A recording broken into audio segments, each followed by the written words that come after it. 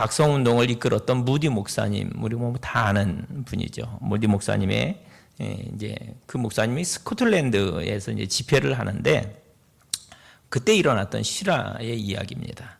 오랫동안 영혼에 큰 짐을 지고 있었던 그러한 소녀가 있었어요. 내가 어떻게 하면 주님께 이렇게 받아들여질 수 있을까? 이 질문에 대한 답을 얻지 못했기 때문에 괴로운 거죠. 그녀가 생각하는 확실한 구원은 자기와는 거리가 너무 먼 거예요. 자기가 볼 때 이게 자격이 없어요.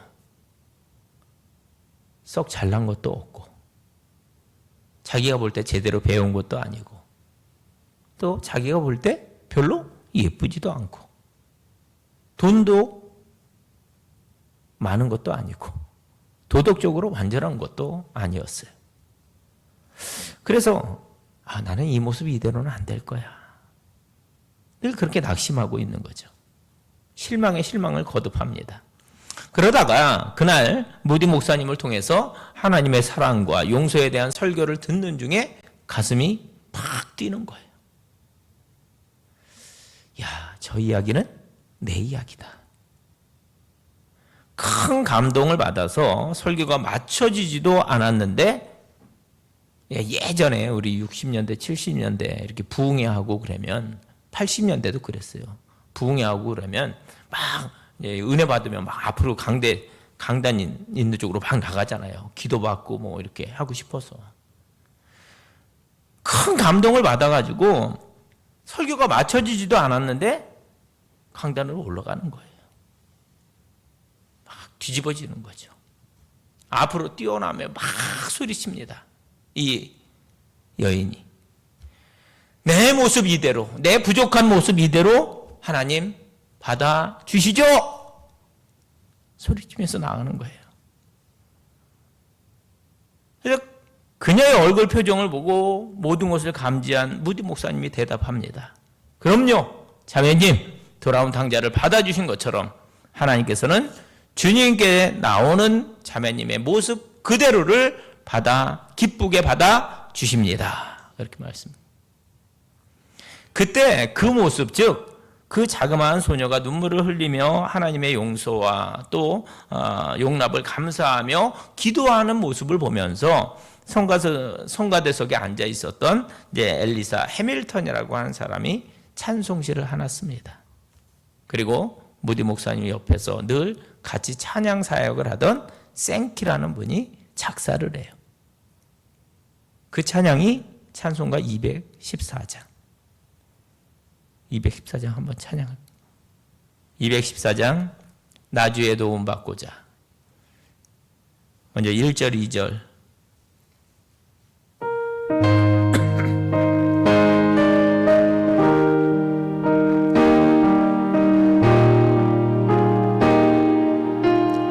나주의 도움 받고자, 나주의 도움 받고자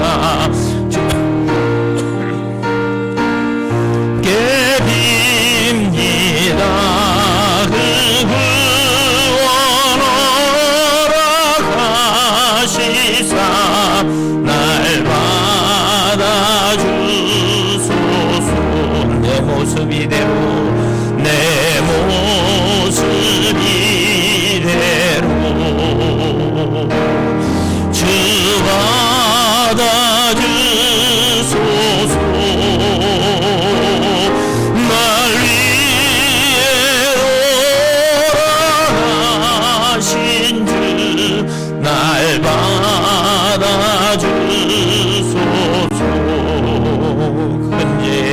근죄에 빠져 영죽을 날 위해 피 흘려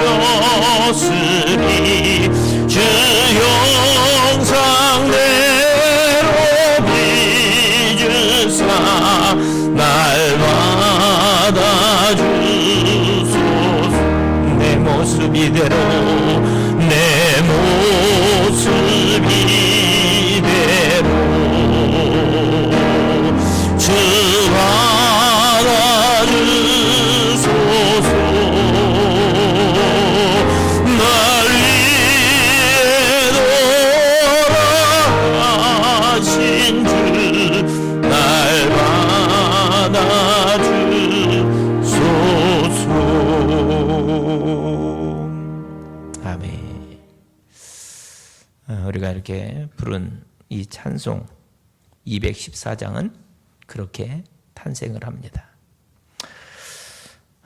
오늘 금요 심야 기도회에서는 바리새인과 이 세리의 기도 이야기를 통해서 주님께서 기쁘게 받아주시는 죄인의 모습은 어떤 것인가 하는 것을 함께 상고하면서 은혜를 나누고자 합니다.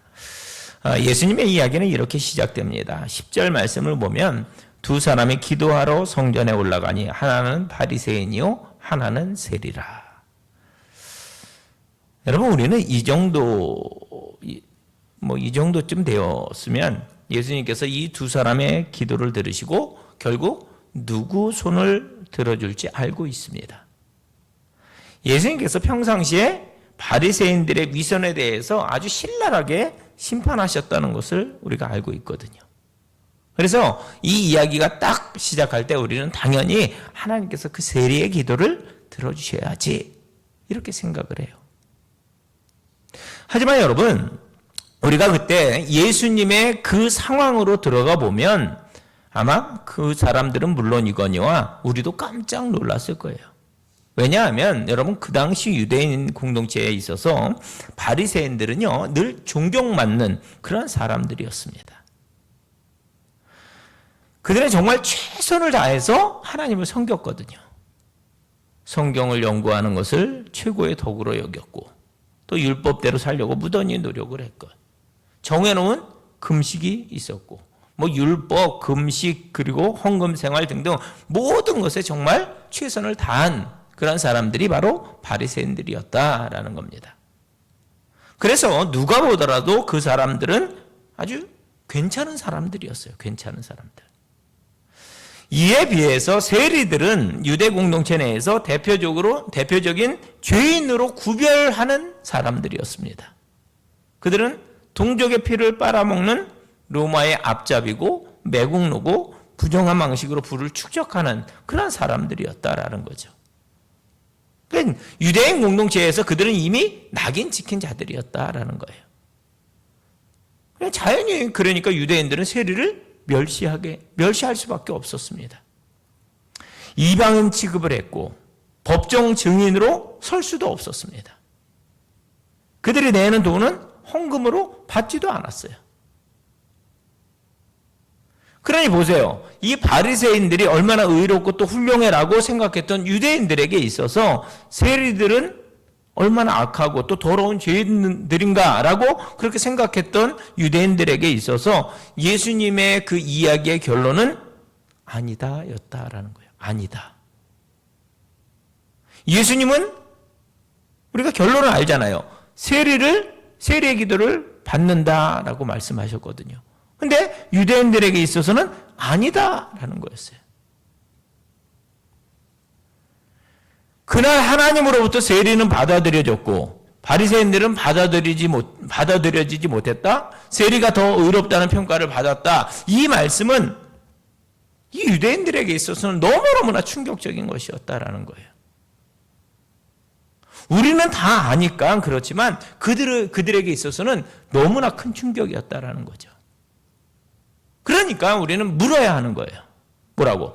과연 무엇 때문에 이런 반전이 일어나는 것이냐? 이 이야기를 통해서 예수님은 오늘을 살고 있는 우리들에게 무엇을 말씀하시려고 하는 것일까? 또 오늘 우리가 이 비유를 통해서 배우고 붙들어야 할 영적인 가르침은 과연 무엇이 있는가? 오늘의 설교를 통해서 우리가 주목하려고 하는 것은 그들이 올려드린 각각의 기도입니다. 여러분, 그들이 올려드린 기도의 내용과 태도에 오늘 우리의 관심이 집중되거든요. 하나씩 살펴보시죠. 우선 바리새인이 올려드린 기도의 모습과 내용을 보세요. 11절 말씀입니다. 우리 함께 읽습니다. 시작. 바리새인은 서서 따로 기도하여 이르되 하나님이여, 나는 다른 사람들 곧 토색, 불의, 간음을 하는 자들과 같지 아니하고 이 세례와도 같지 아니함을 감사하나이다. 여러분, 하나하나 보시죠. 바리새인들이 올려드린 기도는 우선 기도의 자리부터 특별했다라는 겁니다. 이 사람들은 따로 서서 기도했어요. 자기는 다른 이들보다 더 의롭고 특별한 사람이기 때문에 자기는 이 세리들과 격이 다른 사람이기 때문에 함께 기도할 수 없다는 거예요. 그래서 따로 서서 기도합니다. 두 번째는 그들의 기도는 자기의 의를 드러내는 기도였다라는 거예요. 뭐를 드러내요? 자기의 의. 그냥 의를 드러내면 좋은데 자기의 의를 드러냈다라는 겁니다. 나는 도덕적으로 나쁜 짓 하지 않았습니다. 보세요. 나는 다른 사람들처럼 토색하지 않았습니다. 불의를 행하지 않았습니다. 나는 다른 사람처럼 간음도 행하지 않았습니다. 이게 저의 기도였다라는 겁니다. 결국 그가 하려고 하는 이 말은 11절에 이렇게 나옵니다. 나는 그들과 같지 아니하고 또 뭐라고 그래요? 이 세리와도 같지 아니함을 감사하나이다. 여러분, 저의 입술은 지금 감사하다고 표현을 하고 있어요. 감사합니다. 그런데 하지만 이건 진짜 감사 기도가 아닌 거죠. 이것은 자기의 의를 드러내는 기도였다라는 겁니다. 바리새인의 기도가 12절에 이어집니다. 나는 일에 2번씩 금식하고 또 소득의 11조를 드리나이다 하고. 여러분, 바로 앞에 있는 기도는 나는 이런 죄를 안 짓는 사람이라는 기도라고 한다면, 이번에는 나는 이런 좋은 것을, 저런 좋은 것을 하는 사람입니다 라는 기도라는 거죠. 당시 하나님을 경외하는 사람들은 1년에 한 번 속죄일마다 금식을 했어요. 그런데 이 바리새인은 열심히 있어서 속죄일은 물론이거니와 일주일에 2번씩 꼬박꼬박 금식을 해왔다는 거예요. 거기다가 소득의 11절까지 제대로 드립니다. 대단하죠. 여러분, 지금 비유로 말씀하시니까 그렇지, 우리 공동체 안에, 현 시대의 공동체 안에 이렇게 하는 사람이 있다면 일주일에 2번 금식하고 11조 다 하고 이렇게 신앙생활하면 그래도 괜찮은 성도 아니에요? 그렇지 않습니까? 괜찮은 성도죠. 이만하면 괜찮아요. 바리새인이 그래요. 이 정도면 괜찮지 않습니까? 묻는 거죠. 그런 기도예요, 그런 기도. 그러므로 보세요. 이 바리새인의 기도의 주인은 항상 누구예요? 나예요, 나. 자기 자신이에요. 남 뭐 하지도 않고 나는 뭐뭐 합니다. 늘 자기만 있어요. 여기 하나님이 없습니다. 도대체 하나님이 낄 틈이 있질 않아요. 이게 그날 바리새인의 기도였다. 근데 반면에 이어지는 세리의 기도를 보면 13절 보세요. 세리는 멀리 서서 감히 눈을 들어 하늘을 쳐다보지도 못하고 다만 가슴을 치며 이르되 하나님이여 불쌍히 여기소서 나는 죄인으로소이다 하였느니라. 말씀드렸죠. 세리는 당시 유대인들에게 있어서 도무지 같이 할 수 없는 불결하고 정말 기분 나쁜 존재들이었다. 그래서 그들이 기도한 자리도 저 멀리였어요. 세리가 어디 서서 기도해요? 멀리 서서. 아마 성전에 있는 이방인들 저 구석 어디쯤이었지 않을까. 게다가 감히 눈도 들지 못한 채 기도합니다. 여러분 생각해 보세요. 어쩌면 그들은 앞에 했던 바리새인의 기도를 들으면서 이 사람은 더 절망했을지도 몰라요. 왜요? 이 세리는 토색했고 불의를 저질렀고 일주일에 2번씩 금식하지도 않았거든요. 11조를 드렸는지 안 드렸는지 모르겠어요. 그래서 기도는 해야겠기에 그래도 성전에 나오긴 했는데 이 바리새인의 기도를 들어보니까 이제 자기는 기도할 자격도 없는 것 같거든요. 그래서 그가 한 일은 그냥 가슴을 치는 일, 가슴을. 그저 입을 열고 겨우 이렇게 고백합니다. 하나님, 불쌍히 여겨 주옵소서. 여러분, 이 기도가 앞선 바리새인의 기도와 다른 점은 사용된 주어가 달랐다는 거예요. 바리새인의 기도는 주어가 누구예요? 자기 자신이었습니다. 그러나 이 세례의 기도에서 주어가 누구인지 아십니까? 주어. 하나님 그분이 주어였습니다. 자기는 내놓을 것이 없다고 말합니다. 혹시나 은혜를 주셔서 하나님 나를 긍휼히 여겨주시고 용납해 주신다면 그것만으로 족하다는 거예요. 그래서 겨울 입을 열고 이렇게 말하는 거죠. 하나님이여 불쌍히 여겨 주옵소서. 나는 죄인이로소이다. 이상이 세례의 기도입니다. 사실 여러분, 오늘의 이 예수님 이야기에서 가장 중요한 것은 이 두 기도에 대한 주님의 평가예요. 평가. 이 둘의 기도를 보고 들으신 주님께서 평가하시는데 그게 사실 오늘 이야기의 결론이 되겠습니다. 14절 말씀 우리 함께 읽습니다. 14절 시작. 내가 너희에게 이르노니 이에 저 바리새인이 아니고 이 사람이 의롭다 하심을 받고 그의 집으로 내려갔느니라. 무릇 자기를 높이는 자는 낮아지고 자기를 낮추는 자는 높아지리라 하시니라. 아멘. 여러분 참으로 놀라운 말씀입니다. 주님은 그날 전혀 재고의 여지가 없이 세리의 기도가 바리새인의 기도보다 더 의롭다 말씀하셔요. 그리고 끝입니다. 더 이상 뭐가 더해지지 않아요.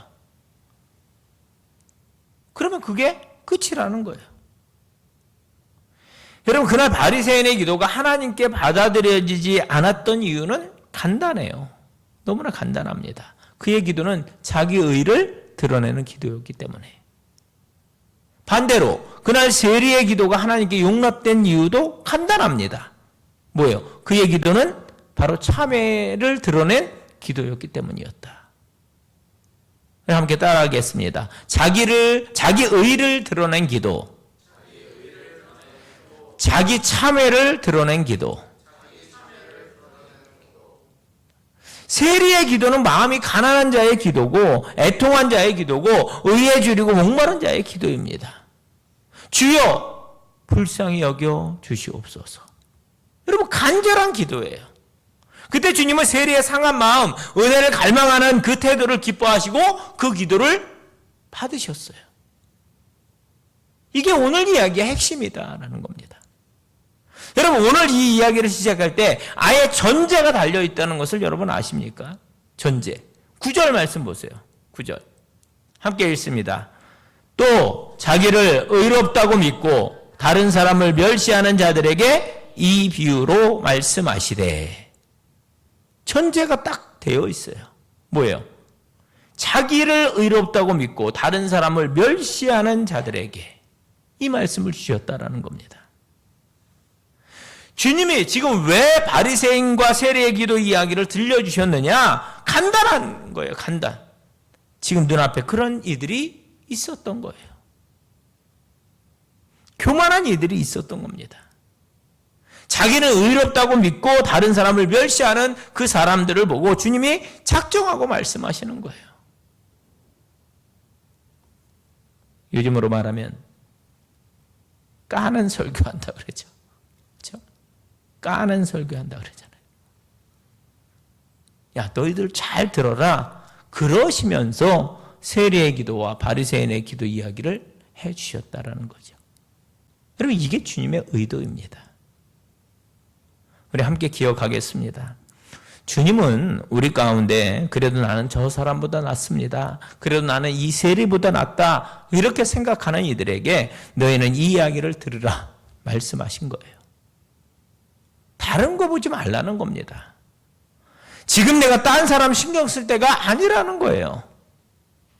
누가 문제다? 너 자신이 문제라는 거죠. 그렇다면 여러분, 이 시간 우리 이렇게 하겠습니다. 여러분 이 이야기를 다른 누군가에게 적용하지 마시기 바랍니다. 대신에 이 말씀을 나 자신에게 스스로 적용하시기를 바랍니다. 그래도 나는 저 사람보다 낫다. 그래도 나는 저 세리보다 낫다. 왜? 나는 이것도 하고 저것도 하니까. 왜? 나는 이거 안 하고 저거 안 하니까. 그동안 내가 해놓았던 게 있으니까. 여러분, 그거 아닙니다. 여러분, 이미 한 것들을 빨리 잊으시기를 간절히 바랍니다. 빨리 잊으시기 바랍니다. 나 이런 사람입니다. 나를 과시하려고 하는 그 시도를 빨리 멈추시길 바랍니다. 우리는 죄성이 있어가지고 조금만 기회가 생기면 나는 이런 사람입니다 하면서 뭘 자꾸 내놓으려고 해요. 대신에 이 세리의 기도를 나의 기도로 올려드리시기를 간절히 바랍니다. 그 사람이 지혜로운 사람이에요. 어떻게 합니까? 주님 앞에 나가면 항상 지금 주님 저를 긍휼히 여겨주옵소서. 주님 제가 은혜가 목마릅니다. 주님 나를 박대하시면 나 어디 가겠습니까? 여러분, 이게 바로 그날 세리가 올려드렸던 긍휼을 구하는 기도다라는 거예요. 종종 그런 사람들을 봅니다. 자기를 의롭다고 믿고. 여러분 한번 마음속으로 떠올려 보세요. 저희 여러분에게 그런 경향이 있어요. 자기가 의롭다는 생각이 지나쳐서 다른 사람들은 수준 이하라고 그렇게 생각하면서 다른 사람을 멸시하는 그 자들에게 예수님께서 이 이야기를 해주신 거라니까요. 따라서 혹시 나에게 그런 태도가 있지는 않은지 자기 자신을 여러분 스스로를 살펴보시길 바랍니다. 저와 여러분은 연약합니다. 나도 모르는 사이에 내가 의로운 그러한 존재다라고 착각할 때가 참 많아요.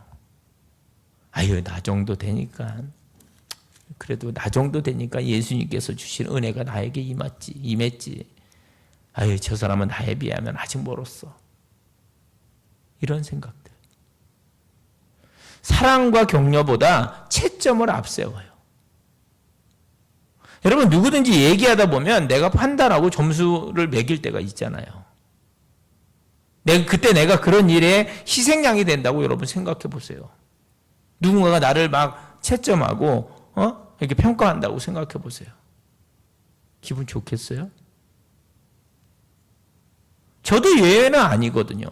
그런 취급을 당하고 또 그런 평가를 조금이라도 들으면 제가 너무너무 교만해서 그게 잘 용납되지가 않아요. 자기가 뭔데 나한테. 자기라고 그런 건 조금 순화해서 쓴 거예요. 지가 뭔데 그러죠. 속상하거든요.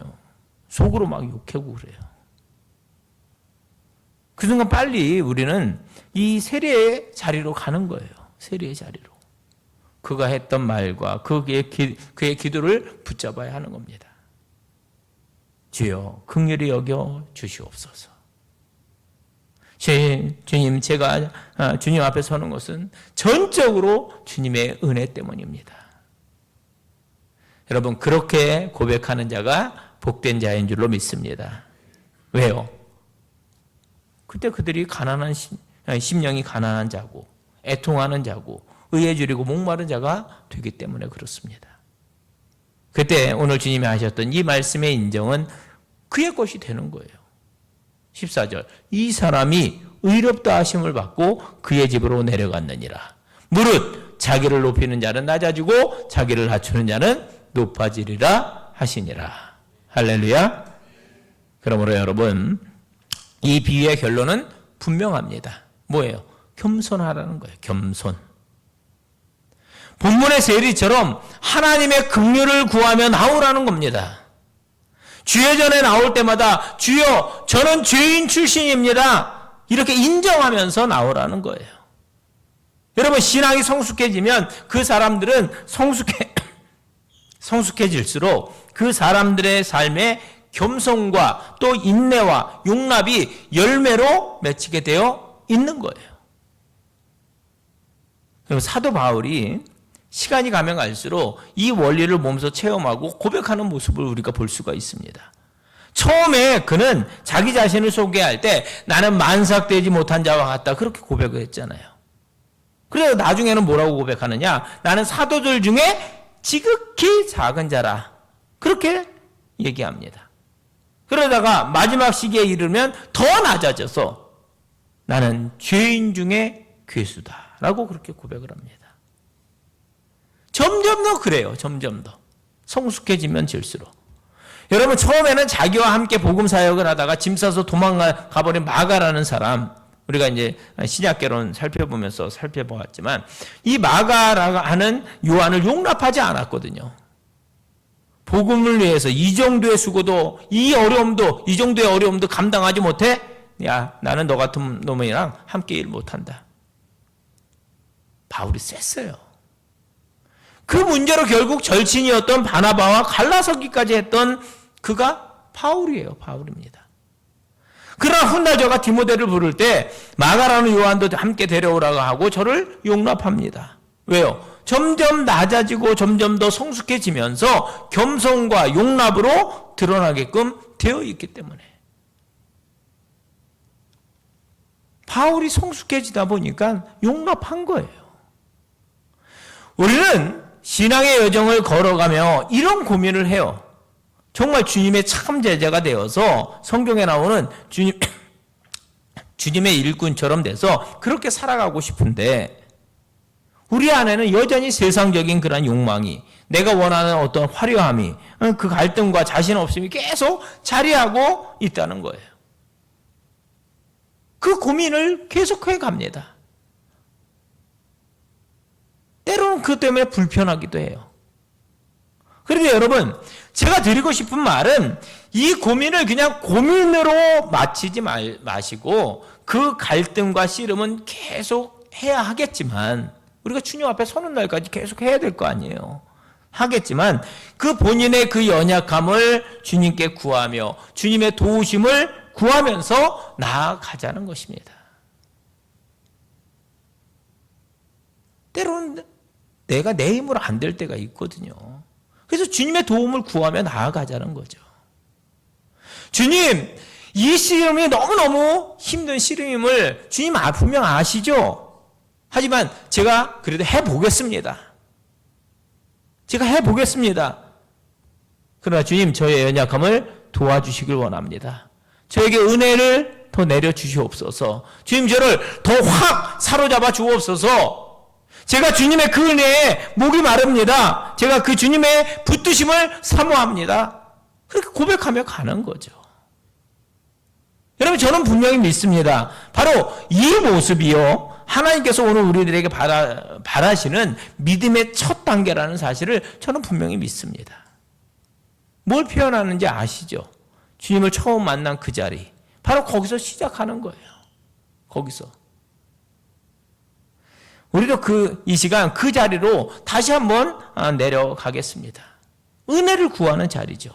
그리고 그것에서 멈추지 마시고 본문에 이 세리가 했던 것처럼 그 순간 우리들의 가슴을 쓸어내리고 또 고개를 잘 들지 못하지만 하나님의 그 사랑과 긍휼과 자비에 의지해서 우리 똑같이 이렇게 기도하도록 하겠습니다. 하나님, 저를 불쌍히 여겨 주시옵소서.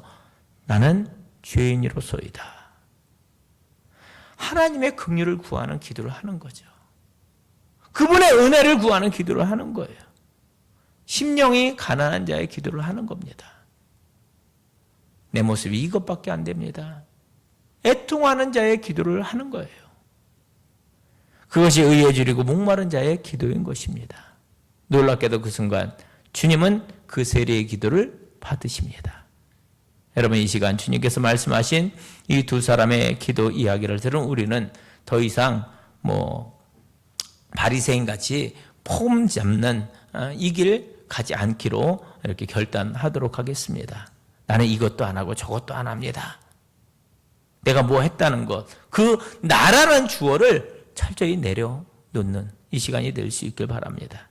대신 우리 두 번째 등장인물인 세리의 자리에 내려가서 하나님을 기도의 주어로 삼고 겸손히 그분의 긍휼을 구하는 것으로 우리의 기도 내용을, 우리가 기도의 내용으로 삼도록 하겠습니다. 여러분, 꼭 기억하시기 바랍니다. 하나님은 우리가 행한 일을 보고 점수에 따라서 은혜를 주시는 분이 아니라 오히려 우리가 그 순간에 지닌 태도와 긍휼을 구하며 나오는 모습을 보고 은혜를 주시는 분인 줄로 분명히 믿습니다. 그렇다면 오늘 그분의 은혜를 잊기 원하신다면 그날 세리가 했던 방법 그대로 하는 거죠. 첫째, 멀리 서서 둘째, 감히 고개를 들 생각도 못하며 가슴을 치며 주의 자비를 구하는 기도를 올려드리는 그런 성도가 되시기를 주님의 이름으로 권합니다. 그때 하나님 우리의 그 기도를 들으시고 우리를 용납하시고 우리를 당신의 의로움으로 부요함으로 채워주실 줄로 믿습니다. 그런 은혜가 임하는 이 시간이 되기를 간절히 원합니다. 여러분, 맨 처음 서론에서 이야기한 찬송가 214장 나 주의 도움 받고자는 이렇게 맞춰집니다. 3절과 4절 우리 함께 찬양합니다. 찬송합니다.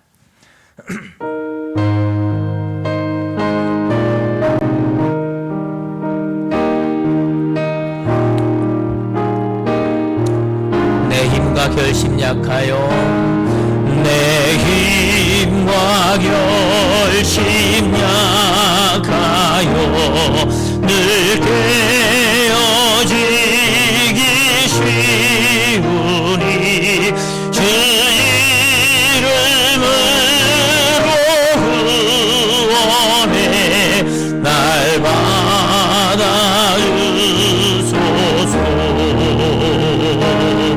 내 모습 이대로 주 받아주소서.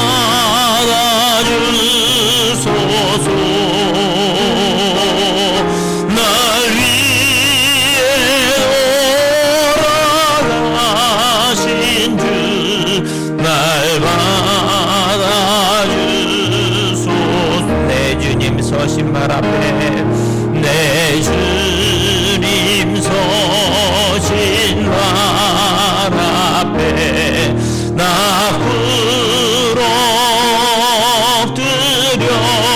엎드렸으니 그 크신 역사 이루게 날 받아주소서. 내 모습 이대로 주 받아주소서.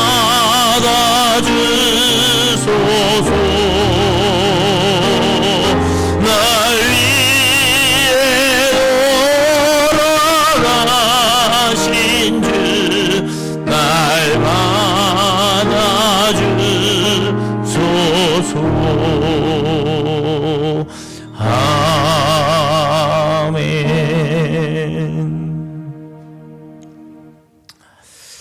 여러분, 죄인된 우리가 받을 수 있는 가장 큰 축복과 은혜는 바로 그분에 의해서 용납되는 것입니다. 죄인된 우리가 하나님께 용납되고 용서받고 또 구원받아 하나님의 자녀로 영생을 소유하게 되는 일보다 여러분 더 중요한 일이 어디 있겠어요? 더 중요한 일은 없습니다. 따라서 다른 무엇보다 이 은혜를 사모하고 또 갈망함으로 그분에게 받아들여져서 죄인이 하나님의 자녀가 되고 또 죄인의 기도가 아버지께 이제 합하여 응답되는 그런 인생이 되시기를 주님의 이름으로 축원합니다. 이 시간 우리 기도 제목 함께 나누고 찬양하고 기도의 자리로 나아가겠습니다. 이 시간 여러분 기도하실 때 오늘 말씀대로 교만을 내려놓고 겸손한 심령을 달라고 기도하는 시간이 되시기 바랍니다. 주님, 나도 모르게 바리새인처럼 나를 드러내고 남을 판단했던 교만을 회개합니다. 세리처럼 낮아지는 마음을 주시옵소서. 기도하시길 원하고, 두 번째로 자기의 의가 아니라 하나님의 은혜만 의지하게 해달라고 여러분 기도하는 이 시간 될 수 있길 바랍니다. 내가 한 것 아니라 오직 주님의 은혜로 사는 인생 되게 하여 주시옵소서. 내 공로가 아니라 십자가만 붙들게 하여 주시옵소서. 기도하고 원하고, 세 번째 긍휼을 구하는 기도를 회복하게 해달라고 여러분 기도할 수 있길 바랍니다. 뭐예요? 주여 저를 불쌍히 여겨 주시옵소서. 은혜에 목마른 심령이 되게 하여 주시옵소서. 그렇게 기도하시고, 마지막 네 번째 참회의 회개와 또 눈물의 기도를 회복하길 원합니다. 기도하기 원합니다. 형식적인 기도가 아니라 중심에서 나오는 그런 기도를 드리게 하여 주시옵소서. 가슴을 치며 회개하는 심령을 회복시켜 주옵소서. 이렇게 기도하기를 원합니다. 이 시간